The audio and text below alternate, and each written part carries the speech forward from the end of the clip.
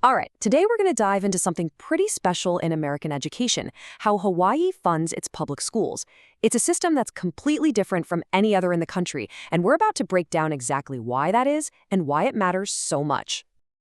So let's just start with that big looming question. What makes Hawaii's school funding system so unique? Why is it so different from literally every other state?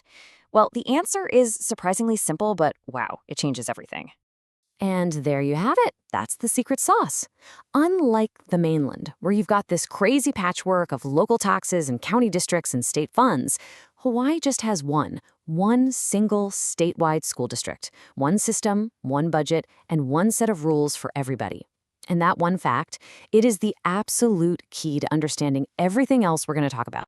So having this one giant centralized system has massive implications. It touches everything, from what teachers get paid to what kind of supplies a school can buy. So let's break down what this really looks like in the real world. Now, what's so fascinating here is the trade-off, right? On one side, hey, you get consistency, it's way easier to coordinate things. But look at the other side. You've got this enormous challenge of making one single budget work for communities that are incredibly different. Think about it. Urban Honolulu versus a small rural school on a neighbor island. And you're trying to do all that while dealing with Hawaii's crazy high cost of living. It's a real balancing act. Okay, so we've got this really unique structure, but where does the money to run it all actually come from?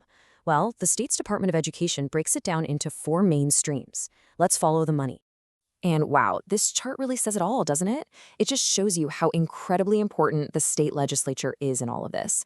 A whopping 83.7% of the entire operating budget comes straight from state general funds.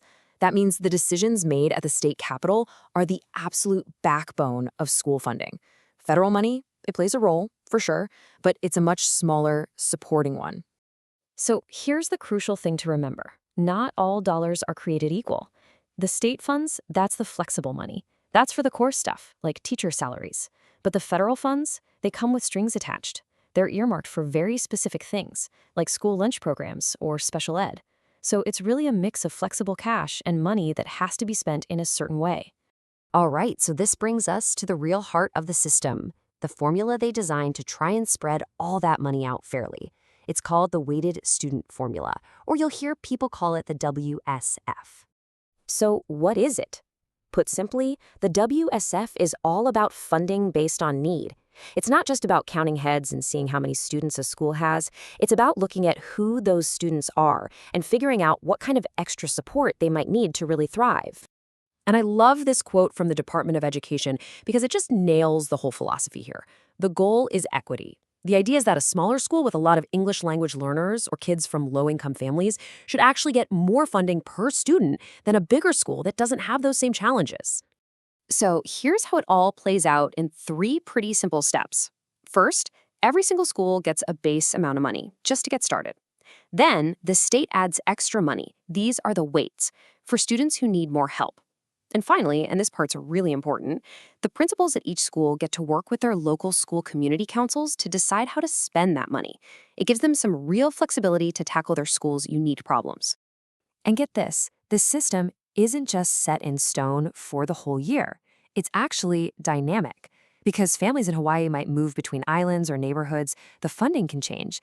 The state actually adjusts the budgets based on official enrollment counts during the year. So if a school suddenly gets a big influx of new students, their funding can get bumped up to match that new reality. And it's pretty much the same logic when it comes to special education. Back in 2020, they rolled out a similar formula called SBPA. It gives schools a base amount plus extra support that's tied to specific disability categories. So again, it's all about trying to match the resources directly to the student's needs. Okay, so we've got the mechanics down. We know how it works. Now, let's zoom out a bit. What does this all mean for you, for parents, for the community? What are the key things that everyone should be keeping an eye on? First off, let's just talk about the sheer scale here.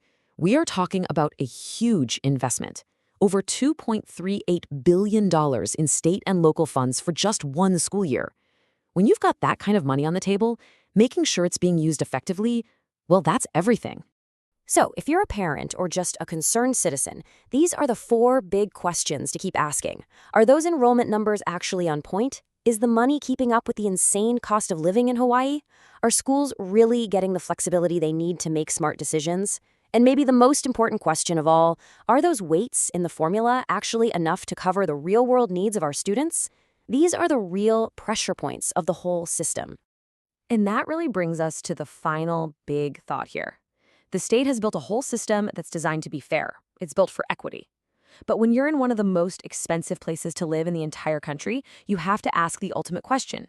Can a formula be perfectly fair, but still just not be enough? That is the central challenge facing Hawaii schools right now.